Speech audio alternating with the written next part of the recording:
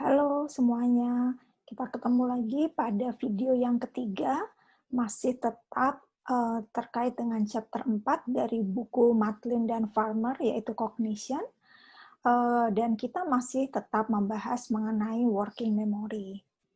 Pada bagian ini kita akan banyak membahas mengenai working memory and academic performance. Oke, seperti biasa, agenda dari video ini kita akan membahas atau mengulas ulang sedikit mengenai komponen dari working memory, yaitu central executive dan episodic buffer. Kemudian kita akan melihat bagaimana aplikasi dari working memory pada academic performance dan juga bagaimana kemampuan working memory ini pada populasi klinis. Oke, kita akan ulang lagi mengenai model dari Alan Baddeley yang sudah diutarakan pada tahun 1970-an, kemudian diupdate, dan ini adalah model yang dikeluarkan pada tahun 2000-an. Kalau kita lihat di sini ada 4 komponen dari working memory. Yang pertama adalah phonological loop, itu adalah komponen dari working memory yang menyimpan data-data yang bersifat auditory, gitu ya. Kemudian terkait dengan bahasa dan lain sebagainya. Kemudian ada visual spatial sketch part. Nah, di sini adalah komponen dari working memory yang menyimpan informasi-informasi dalam bentuk visual dan spasial. Kemudian, Baddeley mengeluarkan juga konsep adanya central executive. Kalau yang diasosiasikan di dunia industri, maka central executive ini sama dengan supervisor dari suatu organisasi, gitu ya. Dia yang merencanakan, kemudian menetapkan atensinya di mana, dan lain sebagainya.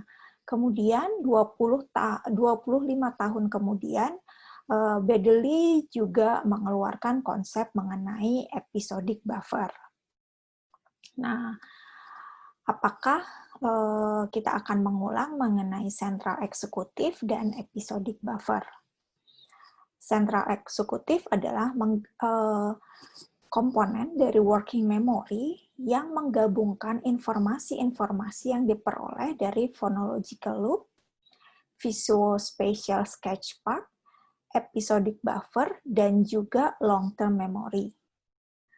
Central executive ini memainkan peranan penting di dalam atensi kita, perencanaan yang strategis, dan untuk mengatur tingkah laku kita. Berbeda dengan phonological loop dan visual spatial sketch part yang merupakan storage, maka central executive ini bukan terkait dengan penyimpanan, tapi lebih ke prosesnya. Nah, kalau kita melihat penelitian terkait dengan neuroscience, maka lobus frontal lah yang akan aktif ketika orang bekerja untuk menyelesaikan tugas-tugas yang menjadi tanggung jawab central eksekutif. Nah, sedangkan episodic buffer ini adalah komponen yang terakhir yang disampaikan oleh Baddeley. Baddeley menyatakan bahwa episodic buffer ini merupakan tempat penyimpanan sementara di mana kita dapat menyimpan dan mengkombinasikan informasi dari phonological loop, visual spatial sketch part, dan long-term memory. Komponen terakhir ini secara aktif memanipulasi informasi sehingga seseorang dapat menginterpretasikan pengalaman hidup sebelumnya kemudian menyelesaikan permasalahan pada saat ini, dan juga dapat merencanakan aktivitas yang akan dilakukan di masa yang akan datang. Nah, itu barusan adalah terkait dengan komponen-komponen yang ada di dalam working memory. Sehingga kalau kita lihat working memory itu tidak bersifat sederhana, tidak hanya cuma satu aspek, tapi terdiri dari 4 komponen. Nah, kemudian bagaimana aplikasinya working memory ini dalam beberapa aspek kehidupan manusia. Banyak sekali penelitian yang sudah mencoba meneliti bagaimana kapasitas working memory itu dapat memprediksi performa akademik dari seorang individu. Hasil penelitian menyatakan bahwa kapasitas working memory yang dimiliki seseorang itu memprediksi kecerdasan seseorang, kemudian nilai yang akan didapatkan di sekolahnya, kemudian kemampuan membaca, dan yang terakhir adalah keterampilan verbal. Kita ingat bahwa memang phonological loop itu sangat memain peranan penting dalam kemampuan membaca ataupun keterampilan verbal lainnya. Nah, itu adalah di general population. Nah, sekarang bagaimana aplikasi dari kemampuan working memory seseorang pada populasi klinis? Nah, bagaimana keterkaitan antara working memory dan orang yang memiliki gejala depresi? Sebelum kita membahas, kita coba lihat dulu definisi major depression dari American Psychiatric Association. Orang yang mengalami major depression, maka mereka akan merasa sedih, discouraged, dan hopeless ya. Jadi mereka tidak memiliki harapan gitu. Mereka biasanya melaporkan bahwa diri mereka merasa capek, kemudian mereka tidak memiliki minat untuk kegiatan-kegiatan yang menyenangkan, yang leisure activities. Nah, hasil penelitian membuktikan bahwa seseorang yang depresi ini memiliki kesulitan dalam berkonsentrasi. Di sini ada ruminative style, yaitu seseorang dengan major depression memiliki kekhawatiran akan semua hal yang dianggap salah pada kehidupan mereka. Hal ini diperkirakan menyebabkan adanya kecenderungan kinerja yang kurang dari working memory mereka. Setelah diukur, memang orang dengan major depression itu memiliki nilai yang secara signifikan lebih rendah pada hal-hal pada working memory mereka dibandingkan dengan orang yang tidak memiliki depresi. Kemudian bagaimana working memory dengan pada orang dengan ADHD? ADHD sendiri menurut American Psychiatric Association didefinisikan sebagai a psychological disorder characterized by inattention, jadi sulit memusatkan perhatian, kemudian hyperactivity dan impulsivity. Jadi mereka adalah orang-orang yang sulit untuk fokus, memfokuskan perhatiannya, kemudian mereka itu hiperaktif dan juga impulsif, gitu ya. Nah, dari hasil penelitian dapat terlihat bahwa mereka dengan ADHD itu mengalami kesulitan dalam mengerjakan tugas-tugas visual dan juga verbal. Jadi, terlihat bahwa baik phonological loop maupun visual sketchpad, visual spatial sketchpad-nya mungkin terganggu, gitu ya.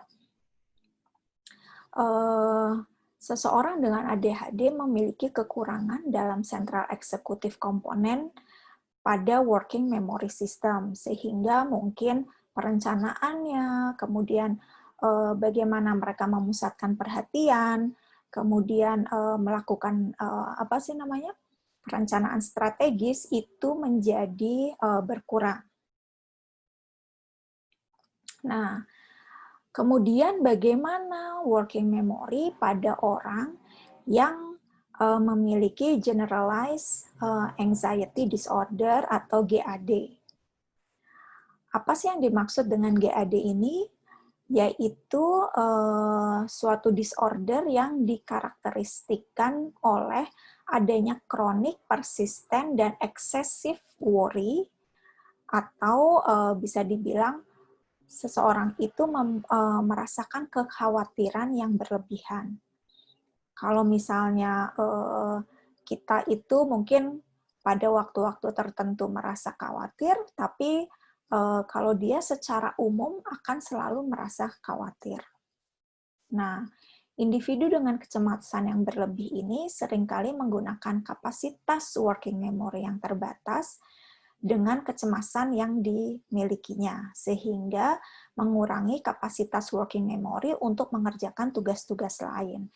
Jadi, working memory-nya digunakan untuk hal-hal yang terkait kecemasannya, sehingga kapasitasnya untuk mengerjakan tugas-tugas yang lain menjadi berkurang. Nah, sekian terkait dengan working memory. Jadi, secara keseluruhan kita sudah membahas bagaimana konsep atau penelitian klasik mengenai working memory atau yang dulu sering disebutnya dengan short term memory. Kemudian dari situ kita bisa melihat bahwa short term memory ini memiliki kapasitas baik dalam durasi maupun jumlah yang terbatas, gitu ya.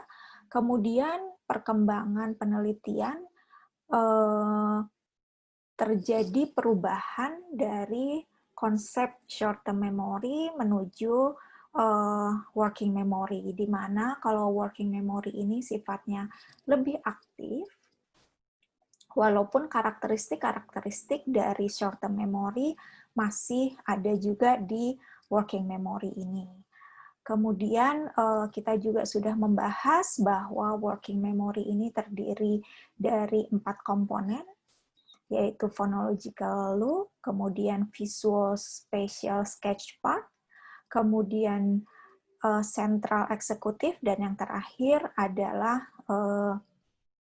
episodic buffer. Kemudian di video yang ketiga ini kita membahas mengenai aplikasi dari working memory, bagaimana working memory ini mempengaruhi performance akademik, dan juga bagaimana working memory ini terlihat tidak optimal pada orang-orang atau pada populasi yang klinis seperti mereka yang memiliki ADHD, depresi, dan juga kecemasan. Sekian, jangan lupa bukunya tetap dibaca, dan nanti saya akan memberikan soal-soal mengenai self-review. Terima kasih atas perhatiannya. Wassalamualaikum warahmatullahi wabarakatuh.